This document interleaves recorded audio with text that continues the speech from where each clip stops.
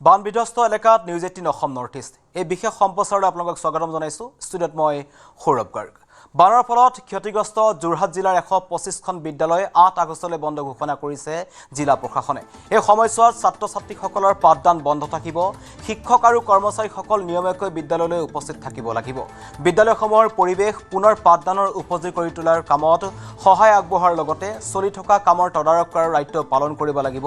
শিক্ষক আৰু কৰ্মচাৰীসকলে বিদ্যালয়সমূহৰ সামগ্ৰিক পৰিস্থিতি পৰ্যবেক্ষণ কৰাৰ পাছত জিলা প্ৰশাসন আৰু শিক্ষা বিভাগে শিক্ষানুষ্ঠানসমূহ পুনৰ মুকলি কৰাৰ বিষয়ে চূড়ান্ত সিদ্ধান্ত গ্ৰহণ কৰিব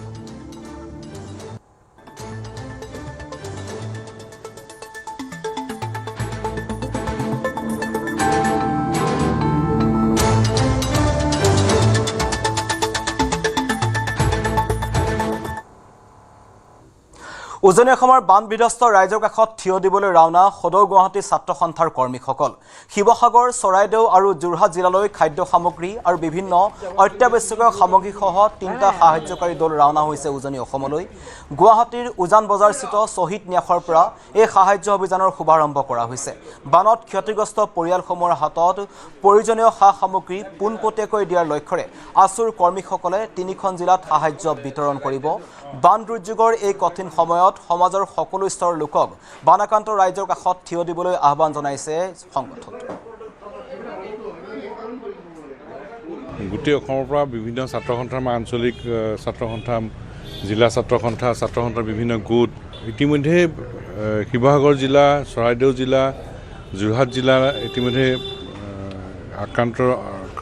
ৰাইজৰ কাষত থিয় দিছে অসমৰ এনেকুৱা এটা ঠাই নাই য'ৰ পৰা ছাত্ৰ সন্থাৰ গোট যোৱা নাই অসমৰ এনেকুৱা এটা ঠাই নাই য'ৰ পৰা ৰাইজ যোৱা নাই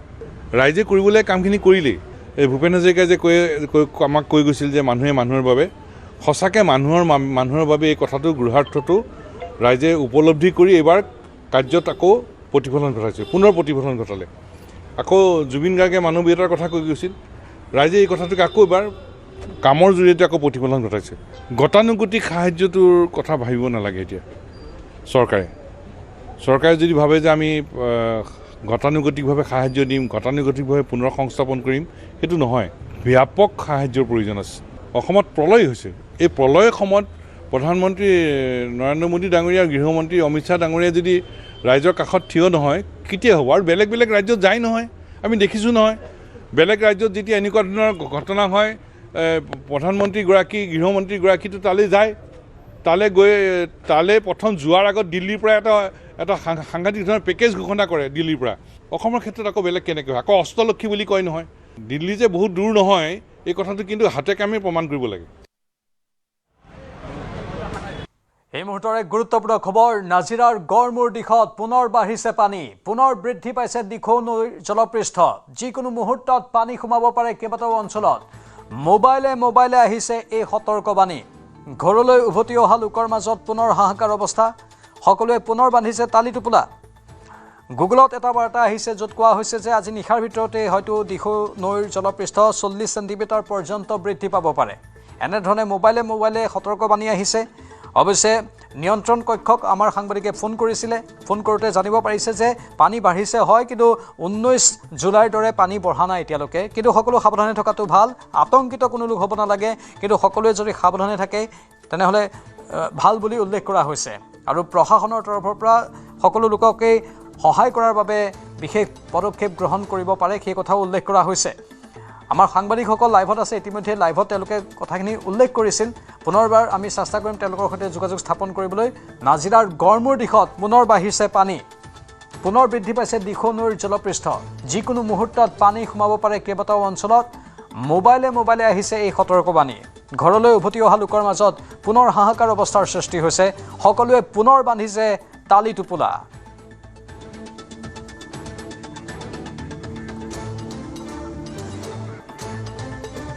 আমাৰ ডেপুটি এডিটৰ পাৰ্থজ্যোতি বৰা লাইভত আছে পাৰ্থ দিখৌ নৈৰ জলপৃষ্ঠ বৃদ্ধি পাইছে সতৰ্কবাণী জাৰি কৰা হৈছে আপোনাৰ লগত কি আপডেট আছে এই মুহূৰ্তত ইতিমধ্যে মোৰ সতীৰ্থ নবলে জনালে দিখৌ নৈৰ জলপৃষ্ঠ বৃদ্ধি পাইছে 40 চেণ্টিমিটাৰ পৰ্যন্ত বৃদ্ধি পাব কিন্তু যিটো মেছেজ আহিছিল তাত লিখা আছে পূৰ্বৰ সদৃশ ভয়াৱহ এক পৰিস্থিতিলৈ চাগৈ দিখৌ নৈ নাযাব তথাপিও সতৰ্ক হৈ থকা ভাল কিন্তু নদীৰ পাৰলৈ কাকো যাবলৈ যাতে নাযায় তাৰ সতৰ্কবাণী ইতিমধ্যে প্ৰদান কৰা হৈছে কিছু লোকে সেই পলহতে নিজৰ ঘৰলৈ ঘূৰি যোৱা আমি পৰিলক্ষিত কৰিছিলোঁ কিন্তু ঘৰখনৰ পলহ আঁতৰাৰ পিছত ঘৰখন সম্পূৰ্ণৰূপে স্বাস্থ্যকৰ হোৱাৰ পিছত যাতে তেওঁলোক যায় সেই কথা নিশ্চিত কৰিব লাগে প্ৰশাসনে ঘৰখনলৈ যাবলৈ মন যাবই কিন্তু পলহত অস্বাস্থ্যকৰ পৰিস্থিতি তেওঁলোকে ঘৰখনলৈ যাতে নাযায় সেই কথা নিশ্চিত কৰিব লাগে এতিয়া দিখৌ নৈৰ জলপৃষ্ঠ বাঢ়িছে আৰু আমি যি শিৱসাগৰত দৰিকা নৈৰ জলপৃষ্ঠ বৃদ্ধি হৈ থকাৰ কাৰণে শিৱসাগৰৰ চহৰ অঞ্চলৰ পানী বাহিৰলৈ ওলাই যোৱা নাই আমি যি বৰ্তমান স্থানত উপস্থিত আছিলোঁ এই স্থানৰ পৰা আমি লাইভ কৰিছিলোঁ এই স্থানৰ পৰা আপুনি এই স্থানৰ কদৰ্যময় পৰিৱেশ আপুনি দেখিছিলে আমি দেখুৱাইছিলোঁ এই স্থানতো পানী সেইকাৰণে বৃদ্ধি পাইছে পানী ষ্টেগনেণ্ট ৱাটাৰ বাহিৰলৈ ওলাই যোৱা নাই বা চৰকাৰেও পানীখিনি পাম্প আউট কৰি উলিয়াই 10 স্থানত পেলোৱাৰ যি এক প্ৰচেষ্টা সেই প্ৰচেষ্টা চলোৱা পৰিলক্ষিত আমি কৰা নাই তেনেধৰণৰ প্ৰচেষ্টা কিন্তু গুৱাহাটীত কৰি সফলতা লাভ কৰিছে আৰু পানীৰ যিহেতু সমীপৰ যি ৰিভাৰ ছিষ্টেম বা উপনৈ সেই উপনৈৰ জলপৃষ্ঠ বৃদ্ধি হৈ থকাৰ কাৰণে ইয়াৰ পানীবোৰ ওলাই যোৱা নাই এই সকল লোকৰ ৰুদ্ৰসাগৰৰ এই গাঁও পঞ্চায়তৰ আনন্দনগৰৰ এই গাঁও পঞ্চায়তৰ এই সকল লোকৰ গাঁওবোৰ এতিয়াও বুৰি আছে বুলি তেওঁলোকে কৈছে কৰবাত ডিঙি পৰ্যন্ত পানী আছে তেওঁলোকে আশংকা কৰিছে সেই ধৰণৰ পানী শুকাবলৈ কিমান দিন লাগিব 3 মাহ পৰ্যন্ত লাগিব যদি 3 মাহ এখন ঘৰত পানী উপঙি থাকে এখন ঘৰ তেতিয়া সেইখন ঘৰখনৰ পৰিৱেশ কি হ'ব সেই ঘৰখনৰ পৰিৱেশ কি হ'ব সেয়া সম্পূৰ্ণ ভালকৈ অনুমেয় কিছু সময় পূৰ্বে এগৰাকী নামঘৰীয়া খুৰাই তেওঁ নামঘৰ দায়িত্বত আছিলে তেওঁ কান্দি উঠিছিল তেওঁৰ নামঘৰত তেওঁ এগছি বন্তি জ্বলাব পৰা নাছিলে আৰু সৰুকৈ এই দুগৰাকী ব্যক্তিক এগৰাকী মহিলা এগৰাকী ককা আইতাক দেখুৱাব বিচাৰিম ভাতৃ ভগ্নী দুয়োগৰাকীৰ বয়স 90ৰ ঊৰ্ধৰ এই কোনো ধৰণৰ ইলেক্ট্ৰিচিটি নোহোৱা মমৰ পোহৰত এনেধৰণৰ এটা পৰিৱেশত তেওঁলোকে কদৰ্যময় পৰিৱেশত দিন অতিবাহিত কৰিবলগীয়া হৈছে ঘৰখনলৈ মনত পৰে যাব বিচাৰে এইগৰাকী হৈছে নামঘৰীয়া তেওঁৰ নামঘৰৰ দায়িত্ব তেওঁৰ ক্ৰন্দন ইতিমধ্যে শুনিলেই গতিকে এই পৰিৱেশ মই দেখুৱাম কিন্তু সকলোৰে ওচৰলৈ মই কেমেৰা লৈ নাযাওঁ কাৰণ যিসকল কণ শিশুসকলে শুবলৈ চেষ্টা কৰিছে মাতৃসকলে শিশুসকলক বিচনী মাৰি শুৱাবলৈ চেষ্টা কৰিছে আমি দূৰৰ পৰা যি সম্ভৱ হয় দেখুৱাবলৈ চেষ্টা কৰিম যাতে প্ৰশাসনৰ চকু খোল খাই তেওঁলোক জাগ্ৰত হয় আৰু এনেধৰণে যদি দিখৌ বা দৰিকা বা আন নদীসমূহৰ যদি জলপৃষ্ঠ বাঢ়ি থাকে তেতিয়া কিন্তু পানী নাতৰিব আৰু পানীত আমি দেখিলোঁ অজস্ৰ বটল আৰু মূল ৰাস্তাটো 100 মিটাৰ দূৰত মূল ৰাস্তাৰ পৰা এইখিনিলৈ আহিবলৈ প্ৰশাসনে কোনো ব্যৱস্থাই কৰি দিয়া নাই নিজাববীয়াকৈ এওঁলোকে এখন দলং সাকু সদৃশ নিৰ্মাণ কৰি লৈছে এডাল বাঁহত কেনেবাকৈ ধৰি তেওঁলোক ভিতৰলৈ আহে বা তেওঁলোকে খাদ্য ক্ৰয় কৰিবলৈ যায় বা খৰিৰে তেওঁলোকে খাদ্য প্ৰস্তুত কৰি আছে চাওক কেনেকৈ বিচনী মাৰি ক'ৰবাত কাৰোবাৰ চিলিণ্ডাৰ আছে গেছত খাদ্য প্ৰস্তুত কৰিছে বাহিৰত খৰিত তেওঁলোকে এই ধৰণে খাদ্য প্ৰস্তুত কৰিছে গতিকে ক'ৰবাত এটা আশ্ৰয় শিবিৰত আমি পৰিলক্ষিত কৰিলোঁ লাচিত বৰফুকন মহাবিদ্যালয় তাত উপৰ্যুপৰি সাহায্য মন্ত্ৰী গৈছে কেন্দ্ৰীয় মন্ত্ৰী সৰ্বানন্দ সোণোৱাল গৈছে বিমল বৰা গৈছে আন মন্ত্ৰীজনৰ প্ৰতিনিধি গৈছে এই ধৰণৰ বৈষম্য কিয় আমাৰ যি তন্ত্ৰ চৰকাৰী তন্ত্ৰ ব্যৱহাৰ কৰক নিৰ্ধাৰিত কৰক কাক কিমান কি লাগে সকলোকে দিয়ক সকলো উদ্ধাৰ হ'ব বিচাৰিছে সকলো নিজৰ ঘৰখনলৈ ঘূৰি যাব বিচাৰিছে সকলোৰে ঘৰ নিৰ্মাণ কৰক পদ্ধতিগতভাৱে তাৰ পিছত আমি ৰেস্কিউ কৰিলোঁ ৰিলিফ দি আছো জীৱন আৰু জীৱিকা ইয়াৰ পিছত বহু কথা আহিছে পাৰ্থ আপোনাক এই মুহূৰ্তত ধন্যবাদ জ্ঞাপন কৰিছোঁ বিক্ৰমো আছে এটা নৈপৰীয়া অঞ্চলতে বিক্ৰম আছে তাত আমি দেখিছোঁ সকলোৱে লাম লাকটো ওপৰলৈ তুলিছে হয়তো তেওঁলোকে সামগ্ৰীসমূহ ওপৰলৈ তুলি তাৰ পৰা আঁতৰি যাব বিক্ৰম গোটেইখিনি কথা জানিব বিচাৰিছোঁ প্ৰাঞ্জল আমি ইতিমধ্যে খবৰটো জনাইছোঁ যে এই যেটো গড়মূৰ দিশ আছে বাঁহগড় দিশ আছে নাজিৰাৰ এই দিশটোত কিন্তু এটা খবৰ বিয়পি পৰিছে যে দিখৌ নদীৰ জলপৃষ্ঠ বৃদ্ধি পাইছে আৰু মোবাইলতো এলাৰ্ট আহিছে মোৰো মোবাইলত এলাৰ্ট ইতিমধ্যে আহিছে মই বাতৰি কৰি থকা অৱস্থাতেই আৰু গুগলতো ইতিমধ্যে এলাৰ্ট দিয়া হৈছে আৰু তাৰ পাছতে এই মানুহখিনি তেওঁলোকে সাৱধান হৈছে আতংকিত নহয় স্বাভাৱিকতে তেওঁলোক সাৱধান হৈছে আৰু তেওঁলোকে এনেদৰে তেওঁলোকে তালি টোপোলা বান্ধিছে আৰু যি কেইপট সামগ্ৰী 19 জুলাই বানত বাছি গৈছিল সেই সামগ্ৰী কেইপট তেওঁলোকে এনেদৰে তালি টোপোলা বান্ধি ওপৰত উঠাই দিছে যাতে এইবাৰ পানী খুমালেও তেওঁলোকে এই সামগ্ৰী কেইপট যাতে হেৰুৱাবলগীয়া নহয় এই ঘৰসমূহত এতিয়া এয়া মই বাঁহগড়ত আছো এই মুহূৰ্তত বাঁহগড় দিশত এনেধৰণৰ প্ৰস্তুতি এয়া মানুহে কৰিছে তেওঁলোকে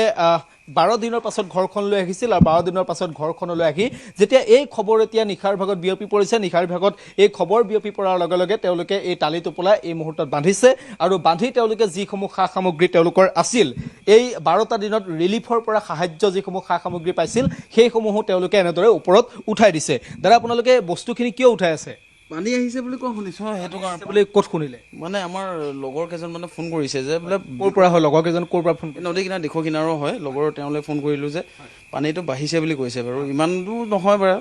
মানে আছে কৈছে আৰু 2-3 ফুট মানে বাঢ়িলেহে আমাৰ ইয়ালৈ পাবহি সেইটো কাৰণে আমি এতিয়া প্ৰথমবাৰ শ্বুট পোৱাই যোৱা যে 10 মিনিটতে সেইকাৰণে এতিয়াৰ পৰা অকণমান আমি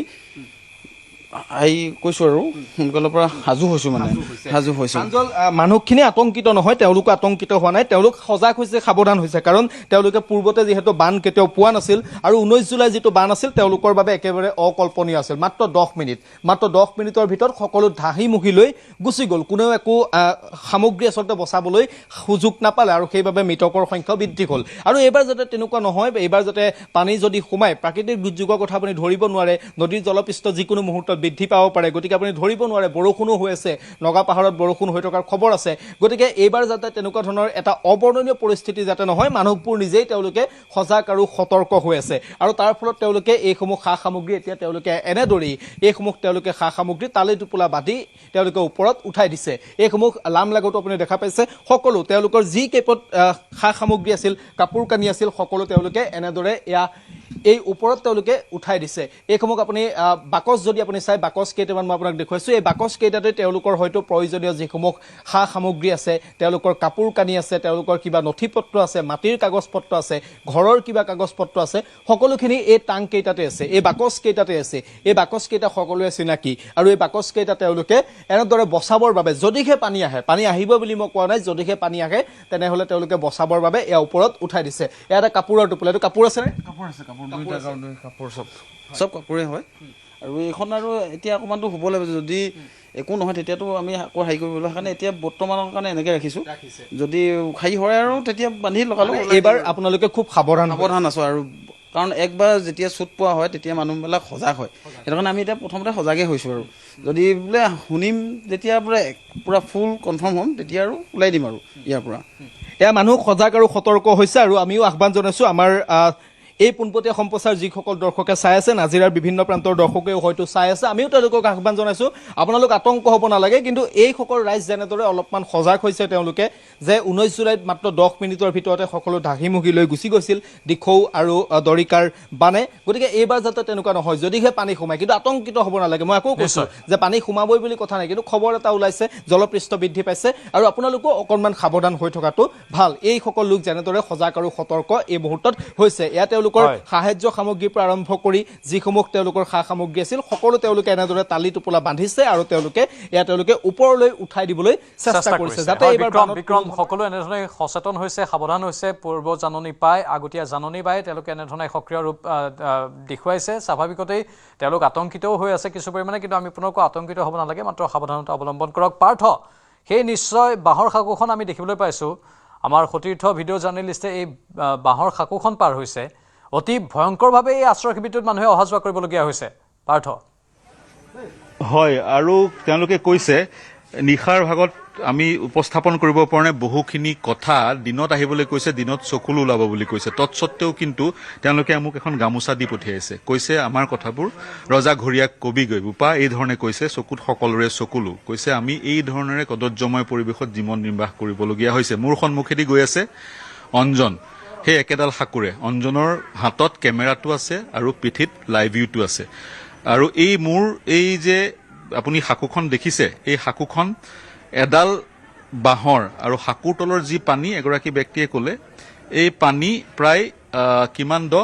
এই পানী প্ৰায় ডিঙিলৈকে দ গতিকে কিমান প্ৰায় 5 ফুট 5.5 ফুট দ গতিকে এই পানীত যদি কোনোবা শিশু পৰে তেতিয়া কিমান এক ভয়াৱহ পৰিস্থিতিৰ সৃষ্টি হ'ব আৰু অঞ্জনীয়েও বহু প্ৰত্যাহ্বান নেওচি বিপদসংকুল এক পৰিস্থিতিত হাতত লাইভ ভিউ পিঠিত লাইভ ভিউ হাতত কেমেৰা লৈ এই দৃশ্য গ্ৰহণ কৰিছে আৰু মই এনেভাৱে এই সাঁকোখন পাৰ কৰিবলৈ চেষ্টা কৰিছোঁ আমি এদিন পাৰ কৰিম কাইলৈ আহিলে আৰু এবাৰ পাৰ কৰিম তেওঁলোকে দিনে এই সাঁকো পাৰ হ'বলৈ চেষ্টা কৰি সদায় প্ৰতিদিনে শিশুসকল আৰু বয়োজ্যেষ্ঠসকল বৃদ্ধ লোকসকল আৰু মহিলাসকলে এই সাঁকো পাৰ হ'ব লাগে ইয়াৰ পৰা অনুমান কৰক কি ধৰণৰ এক পৰিৱেশত কি ধৰণৰ এক পৰিস্থিতিত তেওঁলোকে দিন পাৰ কৰিছে পানী যি তলত আছে সেয়া ষ্টেগনেণ্ট ৱাটাৰ আৰু সেই পানীত গেলা পচা কি আছে কোনো ধৰণে ক'ব পৰা নাযায় এক অস্বাস্থ্যকৰ পৰিৱেশত তেওঁলোকে জীৱন নিৰ্বাহ কৰিছে কেৱল এয়াই নহয় আমি আধাহে আহিছোঁ আৰু আধা আমি যাব লাগিব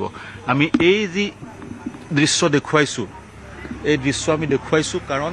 অসমৰ ৰাইজে চাওক, আমাৰ যোগেদি প্ৰশাসনৰ চকু খোল খাওক। এই স্থানত তেওঁলোকে যদি এখন অস্থায়ীভাৱে সাঁকো নিৰ্মাণ কৰি দিলে হয়, এটলিষ্ট ৰাইজে সকাহ পালে হয়। গতিকে এই ধৰণৰে বিপদসংকুল অৱস্থাত তেওঁলোকে জীৱন অতিবাহিত কৰিছে। শৌচাগাৰৰ কথাটো মই ক'লোৱেই, যিটো পৰিত্যক্ত খাদ আছে সেই খাদটোৰ পৰা কেনেকৈ পানী নিৰ্গত হয় সেই কথা ক'লোৱেই। গতিকে ইয়াৰ পৰাই আপুনি অনুমান কৰক কি এক পৰিৱেশত শিৱসাগৰৰ সমীপৰ ৰুদ্ৰসাগৰৰ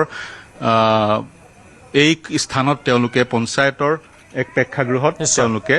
জীৱন অতিবাহিত কৰিবলগীয়া হৈছে। পাৰ্থ, ধন্যবাদ জ্ঞাপন কৰিছোঁ। অঞ্জন, ধন্যবাদ জ্ঞাপন কৰিছোঁ। আমি পৰৱৰ্তী সময়তো পোনপটীয়া এখন প্ৰচাৰ চলাই থাকিম।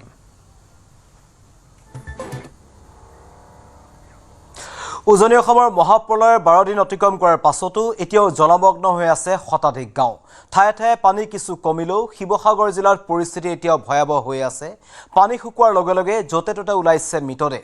ঘৰৰ বাহিৰে ভিতৰে জমা হৈছে একাটো পৰ্যন্ত বোকা আৰু পলস। উজনিৰ মহাপ্ৰলয়ৰ 12 দিন এতিয়াও জলমগ্ন শতাধিক গাঁও।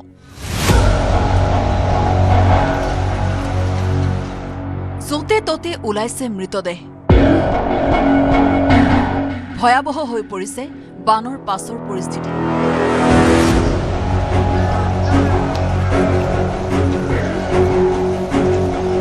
ঠায়ে ঠায়ে পানী কিছু পৰিমাণে কমিছে যদিও পৰিস্থিতি এতিয়াও ভয়াৱহ।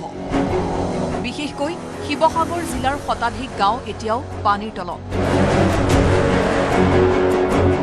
বহু স্থানত পানী শুকাবলৈ ধৰিছে যদিও ঘৰৰ বাহিৰে ভিতৰে একাঠো পৰ্যন্ত বোকা আৰু পলস।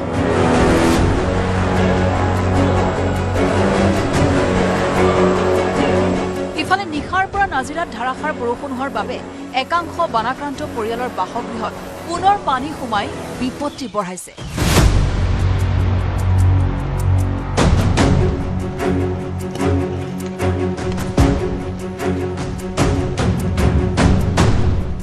ঘৰৰ বহুতো ক্ষতি হ'ল। মোৰ গৰু 4টা গ'লগে, ঘৰৰ ভিতৰৰ বয় বস্তু সকলো গ'লগে, পানীত উঠি আছে। ভিতৰৰ বনোৱা কুকাৰ আদি কৰি উটুৱাই লৈ গ'ল।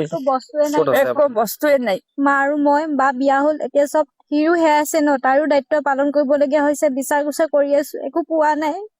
সেইভাগে আছো, ঘৰত একো নাই। কালি সোমাইছিলো, শুবলৈ অকল বিচনাকেইখন আছে, তুলিৰ পৰা একো বস্তুৱে নাই। মানুহকেইটা আছো, বহুতো আমাৰ ক্ষতি হৈছে। শুকুৰবাৰে দিখৌ নদীৰ জলস্তৰ কিঞ্চিত হ্ৰাস পাইছে যদিও দৰিকা নদীৰ পানী এতিয়াও বৈ আছে বিপদ সীমাৰ ওপৰেৰে। বেতবাৰী মৌজাৰ চাংমাই গাঁৱত বিগত 11 দিন ধৰি পানীত উটি ভাহি আছে বহু পৰিয়ালৰ ঘৰ-দুৱাৰ। বানত সৰ্বস্ব হেৰুৱাই দিশহাৰা হৈ পৰিছে হাজাৰ হাজাৰ লোক। ৰাজপথৰ ডিভাইডাৰ, আশ্ৰয় শিবিৰ, পথৰ কাষত একোখন তিৰপালৰ তলত উজাগৰি নিশা কটাইছে বন্যাৰ্তই।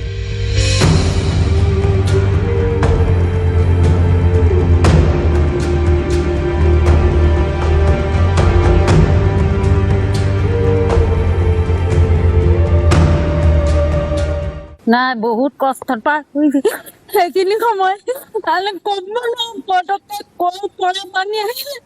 আগত এনেকুৱা পানী দেখা নাছিলো। সকলো বেয়া বস্তু শেষ হৈ গ'ল আমাৰ। মোৰ তেনে মানুহকেইটা কেনেকে জীয়াই থাকো তেনেকে বুলি আঁতৰত মানুহ চব আশ্ৰয় লৈ আছেগে ঘৰে ঘৰে। মানুহৰ ঘৰত সেয়া গোটেই বয় বস্তু চব মানে কুকুৰা চুকুৰা চব মানে শেষ হৈ গ'ল। গৰু ছাগলী এনেকে চব। সাংঘাতিক ধৰণৰ বেয়া পৰিৱেশৰ সূচনা হৈছে। ঘৰৰ ভিতৰত কোনো মানুহ থাকিব পৰা নাই। ইতিমধ্যে আশ্ৰয় শিবিৰতো কিছু লোক আছে, কিছু লোকে নিজৰ আত্মীয় ঘৰতো গৈ আছেগে। আৰু কিমান দিনলৈ থাকিব? আজি 12 দিন পানীৰ তলত ডুবি আছে। সকলো সামগ্ৰী তেওঁলোকৰ খোৱা বাচন বৰ্তন, বিচনা, চোফাৰ,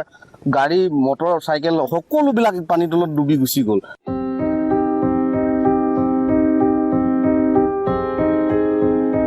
আটাইতকৈ ভয়াৱহ আৰু হৃদয় বিদাৰক দৃশ্য বিহুবৰৰ নেপালী খুঁটি।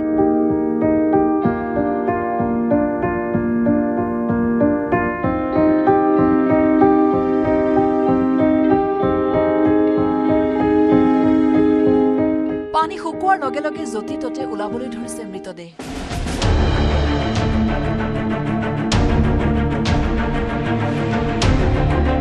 প্ৰশাসনৰ তথ্য অনুসৰি এই পৰ্যন্ত সমগ্ৰ ৰাজ্যত বানৰ কবলত পৰি মৃত্যু হোৱা লোকৰ সংখ্যা ৮২ জনলৈ বৃদ্ধি পাইছে।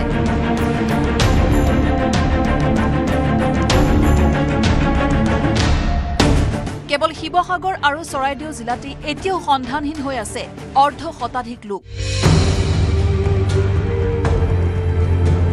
প্ৰকৃতিৰ এনে ভয়াৱহ তাণ্ডৱ হয়তো কোনো দিনেই দেখা নাছিল উজনিবাসী। বিগত 12 দিনে ধাৰাবাহিকভাৱে চলি থকা এই জলপ্ৰলয়ে অকল ঘৰ দুৱাৰেই উটুৱাই লৈ যোৱা নাই, কাঢ়ি লৈ গৈছে বহু আপোনজনক।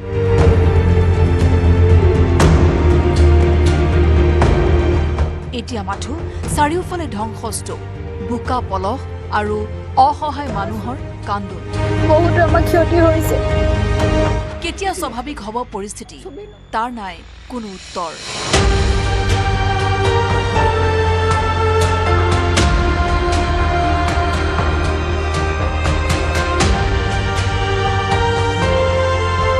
শিৱসাগৰৰ পৰা প্ৰদীপ গগৈ, নাজিৰাৰ পৰা নবুল কোঁৱৰ আৰু চৰাইদেউৰ পৰা হানসিং পৰৰ report, news 18 Assam north east.